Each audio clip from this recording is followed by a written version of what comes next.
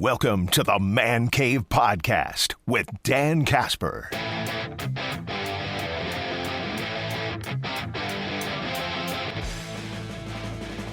Let's catch up with our good buddy, Mr. Jake Bolks, DNR warden for the state of Wisconsin.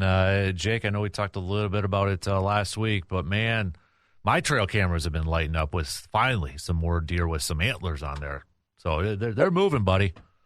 Oh yeah, if it was good last week, it's probably better this week. So yeah, it's fall, and I'm sure plenty of people are going to get their Halloween buck this year, which is kind of cool. Yeah, no kidding. So yeah, I think it's also maybe just a good reminder, something we've talked about in the past, but deer are on the move. I mean, probably more people hitting deer with their vehicles, and maybe it's one with a nice rack and such. Can you kind of just remind everybody what the rules are or the laws are? If you do hit a deer, can you keep it? What about the antlers? If you see one on the side of the road, just in case there are more of those this time of year? Yeah, nope. I have seen a few already with some, I don't want to say decent antlers, but I don't know. Any antler is a good antler depending on what you're hunting. But if you hit a deer, if you see someone hit a deer and they don't want it, or you find one on the road, you're entitled to pick it up as a car-killed deer. If you're going to take it before you leave the scene, you're supposed to call the car kill hotline, which is like a 1-800 number, or excuse me, it's a 608 number, so it's like a Madison area code number. And it's very, very easy to find. You just Google Wisconsin DNR car kill deer or CKD car kill deer, and the number will pop right up. But basically, if you have time to call it in while you're on the side of the road, call it in. Otherwise, just get the deer off the road and then go pull over in a gas station or something and report that deer, because it'll register it to your account. But if you decide you want to take a car kill deer, the biggest part of it is that you have to take the entire thing. So you can't just go back and get a Sawzall or a knife and cut the head off. You got to take the whole deer. And that means if you find this giant, massive 19-inch spread, 14-point deer, but it's rotted and bloated, it means you have to take the whole rotted, bloated carcass. It's not, ideal, but part of the program is to, give you a free deer, whether that's because you can still eat it or because you want it for the trophy aspect. But part of the deal is that you got to remove it from the road so it's not a hazard or something like that, or it doesn't bring in eagles and birds and other stuff to eat on it and then potentially get hit. So you find a car kill deer, you're allowed to have it. You don't really even need to make any notifications to any sort of law enforcement. You just have to pick the whole thing up, take it off the road, and then call it into our car kill deer line, which again, it's a 608 number that you'll find on our website. All right, good reminder, no doubt about it. Hey, Jake's, we had the bear numbers come out. I know we've got, I got the email and such, and it seems like it's, kind of, was it the 5-year average, or it was around there or such? So, Yep. One question, this was actually from Bob, because he had somebody call his farm show and ask this, but, there's the news releases out there with it being in hunting season, the deer donation program, if you want to donate your venison and meat to meet the park. Can people do that with bear, do you know? Not that I'm familiar with. So okay. the only species that we have a program like that for is the deer, and it's only during this time of year. I don't know exactly the start and stop dates, but that the processors like Mike Star Meat Market, I think, is the only one in town. But I haven't looked at the list this year to see if anyone was added. But they only go for a certain time of year, probably when the deer are good and healthy, as well as when they can process them with the cold temperatures and stuff like that. So it'll end later this year or early into next year, and you can't do it during the summer. As far as other species, bear, turkey, anything like that, I've never seen any processors or any programs for it. If you are, harvesting an animal, and you want to donate it, this program is nice because it's free. But if you do want to, give back to the community and harvest something, whether you process it or not, there are a few food pantries in town that will take it, depending on whether if you get it professionally processed or you do it yourself. There's one, the community table here in Eau Claire, that will take, is where I bring a lot of my seized or confiscated fish and game, because they hand it out to the community, and they'll take any sort of good meat, good fish and game, stuff like that, and it doesn't have to be professionally processed. So there's plenty of options to give back to the community if you want to, besides the deer donation program. All right, good note there. I'll have to let Bob know that. We got a question from Ron, going back to kind of the road kill or carcasses. He says, I got into an argument with my buddy about disposing deer carcasses. It's illegal to dump a carcass, especially on public land, correct? What about private property? So, correct. You cannot dump a carcass on public land. In Wisconsin, the littering law is actually pretty like black and white. Like, unless you have permission to deposit any substance, all the way from like basically water, to depositing a car, you can't deposit anything on any public land unless you have some sort of special permission. Same with private land, unless you have permission. So when it comes to deer carcasses, you can't just go out to the county land or state land and dump them in the ditch. You can go to private land and dispose of them if you have permission. So you can't just, go out down on some random road on private land and dump them. But if you had a family member or a friend, 10 miles away with private land, and they said, yeah, bring it to the back of the 40 and dump it out there and let the coyotes take care of it, that's totally legal. There are some CWD rules where you're not supposed to transport a carcass and dump it outside of like a CWD county, if like the neighboring counties don't have it. But right now, everything around here is CWD infected, so you can basically transfer deer around without any worries, because every county is CWD affected right now. So I really like that question, actually, because this time of year we're getting tons and tons of calls about dumped geese in the ditch, dumped deer carcasses. At the end of the road next to my house, there's 2 new deer carcasses. There's this, there's that. There's goose, there's ducks, there's fish, there's carp. And so it's a good reminder that you can't just go onto the public right-of-ways. You can't just go to public lands and dump your carcasses, because although they might deteriorate eventually and the animals take care of it, there's other dog walkers and other hunters and other people out there, people that have to mow those ditches, that have to deal with it, or neighbors that have to smell it and stuff like that. So try to know what you're going to do with your game before you harvest it. Right now at the DNR Service Center here in town, and multiple places in every county around the state, there are the deer dumpsters. Mm-hmm. So if you do shoot a deer now, if you go to our service center on Claremont Ave, there's a dumpster right when you come up the driveway where you can dump them for free there. Mm-hmm. So that's a resource you can use. Yeah, definitely see those really pop up when we get closer to the deer gun season next month too. So Yep. So those are all of them in the state should have been placed on October 20th. I think they're running them through like January 5th or 20th this year. So you have the next 3 months to utilize those for any deer. And if you find car kill dead ones on your driveway or whatever, and you want to remove it, bring it on up to the deer dumpsters. Like, use them if you find them. They're a great resource. They're paid for. So let's fill those things up instead of filling up the ditches. Mm-hmm. Exactly. Jake, I know we talked a little bit about it last week, but drone usage again. I mean, that's got to be a very popular topic, I would imagine, for you guys. It's getting more and more popular every year. So more and more questions are coming in, and more people are like observing it in action and calling with questions. So it's definitely popping. So go ahead. How to not use a drone, I guess, is maybe the question. Yeah, so I think there's something important when it comes to drones. Like, a lot of people call to ask if it's legal and this and that. And if you're using it to recover a deer, or if you're calling one of those deer recovery companies, most of those companies have already like worked through all the questions with the wardens or with our legal staff or with our customer. They've done a lot of research. So like, if you're using one of those companies, they know what they can and can't do. And it's good because if you're using a third party, it's separating them from the hunt. Like they got no skin in the game except for to find this deer for you. You know, they didn't hunt it. They didn't do any of this. You know, this is a business transaction for them. Where more and more stuff's coming up is people that are using, you know, I got a drone, I got a $200 drone, you know, I want to go see if there's a deer out there, or I want to go see, you know, if I can find it, or whatever the case may be.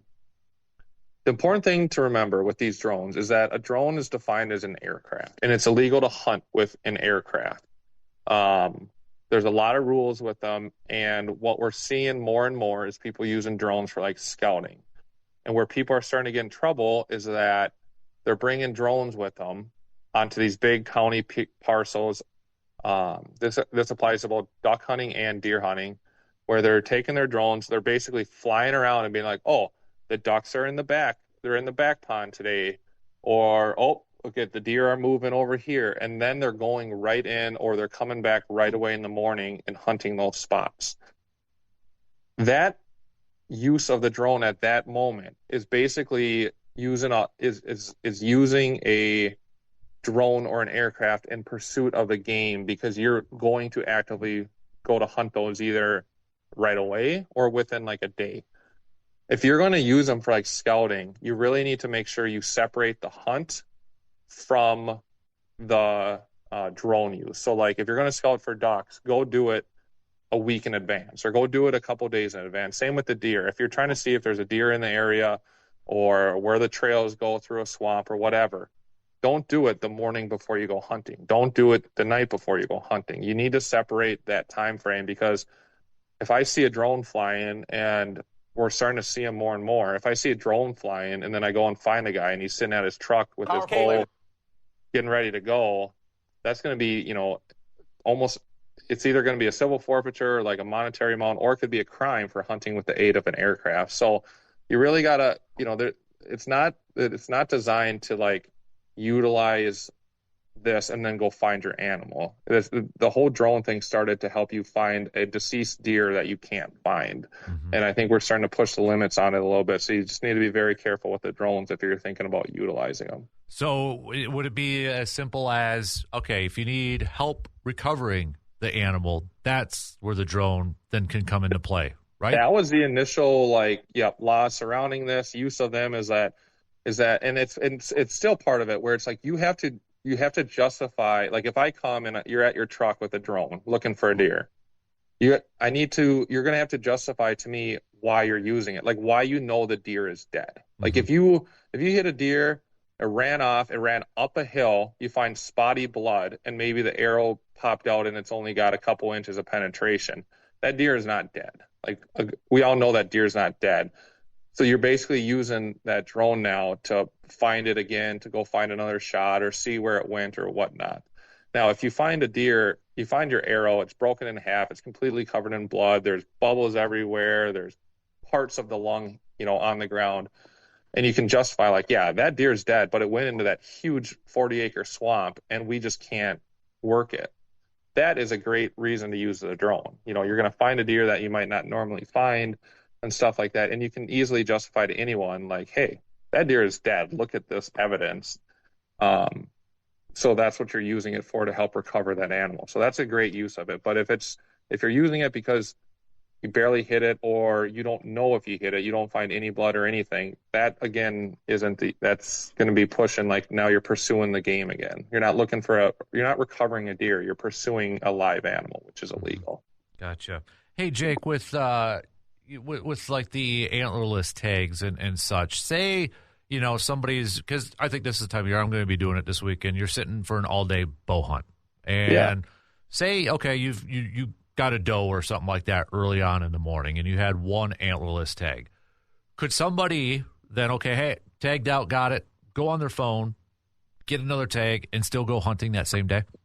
Yes. Okay.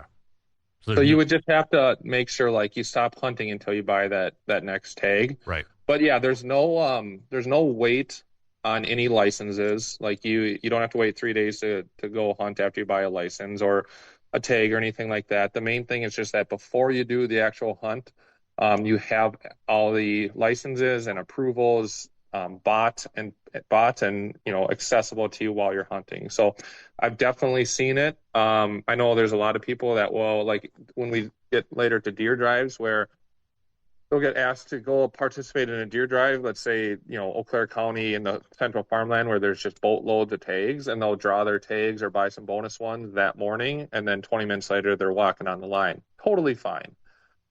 You just have to have it before you go participate in that. Gotcha. Now, this might be a stupid question, but it just, I'm No stupid question. So, okay, going down a river, let's say you're going down the river in a canoe or whatever, and both sides public property. Can you technically bow hunt or hunt from that canoe? Yes. Okay. You have to have permission or the ability to hunt both sides. So like you said, public on both sides. And then you'd have to be following all the rules, have your boating stuff, like boat registered if it needed to be, your life jackets. And also if it's like the gun deer season and you're using a rifle, you got to have your orange on, you got to have all the rules followed.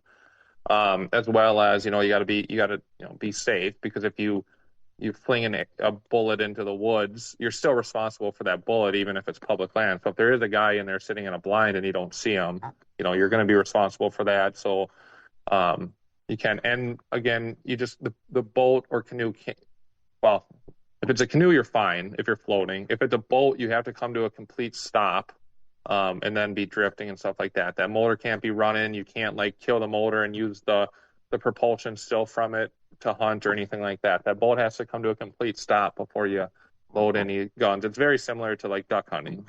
So in Wisconsin, you can do it. There are other states where I know it's illegal. So legal here, but just be mindful if you leave the state. Last question for you, Jake. And I actually kind of saw this on Facebook, and it's kind of been trending. And I think I'm scrolling through it right now. I thought I saw even Buckmasters kind of share this, but somebody had posted. I don't even know what state it is, but I think it's a good reminder because we've kind of talked about it with permission to go on land and such. But I had seen this post on Facebook where somebody got this big buck. They shot this big buck. It's literally lying in the field, open field, but the landowner won't let him go out there and retrieve it. So the buck's laying out there. It looks like a monster of a deer, and it's just not laying out there. Yeah. Is there anything that, he's asked permission, the owner says no, and it's just laying there? Is there anything that hunter can do to try to get that deer or try to get help to get that deer? The short answer is no. Okay. I feel like that. I saw that post too. I feel like a part of that post is what do they call it these days? Rage bait or whatnot. Yeah, clickbait or something like that. Yeah. There's something just to get people all heated up and talking about it. Mm-hmm. I mean, we don't. But to your whole point here, is that, I mean, you're right. We've talked about this for years while we've done this together. Is that in order to recover a deer, you got to have permission to be on that property. If you don't get permission, you can't track it, and then you can't recover it, and it doesn't count towards your bag limit. You don't have to register that deer. The landowner can't go and take that deer. Nobody else besides that hunter has permission to have it. So basically that deer has to sit there and rot, which is horrible. I know in that post they said they offered money and did this and did that. I don't see. I've never seen it where it got to that point where a landowner in some fashion didn't allow the hunter to go recover it. A lot of times it's they won't let the hunter on their property, but they'll let someone else go on behalf of the hunter to get it. Mm-hmm. Or the landowner will be, or they can make some sort of deal. So I would just really encourage the communication and work through all the different means of different ways to potentially do it. And if you have to involve, the local game warden and stuff, that's fine. We don't have any extra authority to go get it. And we're taught or trained like that. We're not going to be mediators for every situation in the state when there's a landowner dispute. However, if that landowner had made some, an off comment about taking the antlers for himself or something like that, I'd encourage him to call us, because then we can kind of maybe help bring that to a resolution by talking with the landowner and being like, hey, if you take those, not only am I going to seize them from you, I'm going to write you a bunch of tickets too. Mm-hmm. So, there might be a way that we can help, just have the best resolution for that deer. At the end of the day, like we're here to help everyone, but at least in my mindset, we're here to make sure like fish and game, all of the natural resources are used to their best, whether that's so they're not rotting, people aren't polluting, stuff like that. And if I can help, so that deer doesn't just rot, I'm going to help however that may be, even if that means we seize it and then bring it to a food pantry or something like that.